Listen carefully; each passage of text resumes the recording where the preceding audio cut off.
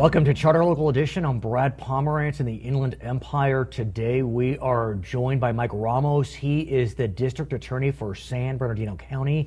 I'd like to speak with you about the California results in the November election, not the presidential race per se, although I will mention that Hillary Clinton, the Democrat, did very well. Yes, she did. But what's also interesting is that several progressive measures on the ballot did very well.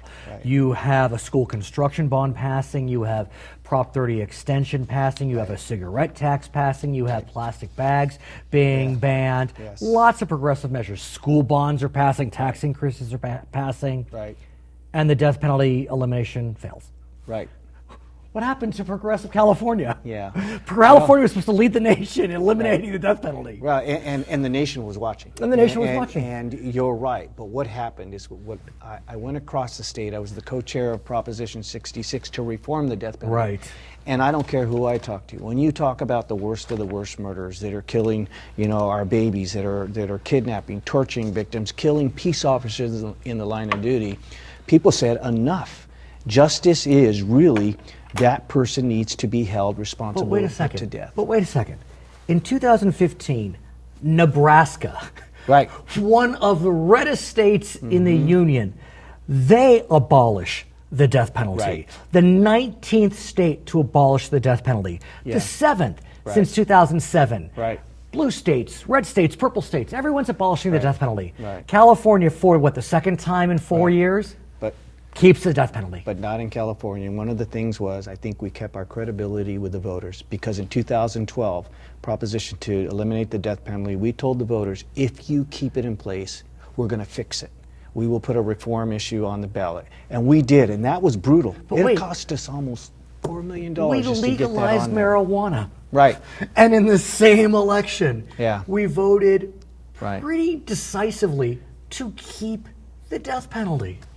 You're absolutely right. I think the public really sees the distinction between drug cases, lower level felonies, and people that are kidnapping, torturing, murdering families and peace officers. We gave criminals a constitutional right to parole. In Prop 57. Exactly. Not close. And we kept the death penalty. Help me. Well, I have to say, I think part of it was awareness, communication. We traveled across the state of California. I mean, there were weeks where I wasn't home for maybe 2 days out of the week because I was going everywhere, service clubs, communities, explaining just what this was. But here's the one argument that I thought was fairly persuasive in favor of death penalty elimination. And that was the economic argument. And I thought that's what would carry the day. Especially because it carried the day in these red states. So help me. Walk me through it. We saw that. Walk me through it. So part of our reform was we're going to save money as well. We're going to get rid of the single cell. We're going to put them in double cells. Depending on the individual, leave it to CDCR. And they can move them to other prisons, get them off of San Quentin, and make them go to work. And the LAO's office even said this could save tens of millions of dollars. So we had the argument on the other side. And once they exhausted their appeals, once you start carrying out the sentence. Prop 66 is what speeds really up the appeals. Exactly. Prop 66 was close. It was very close. It was close. I think there was some confusion about what Prop 66 did or didn't do. But in the end, it was a solid victory. But here's the question.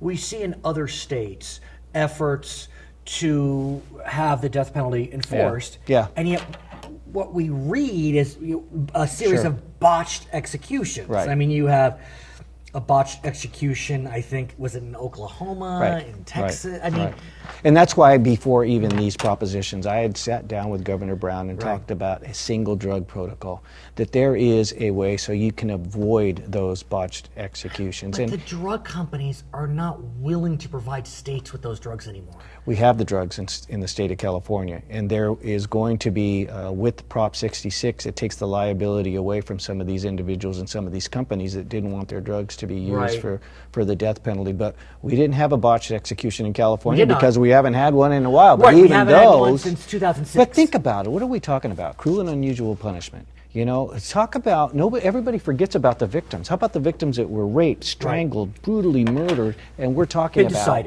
Been decided. It has. Voters have spoken clearly, very clearly. Thankfully. So here's the question.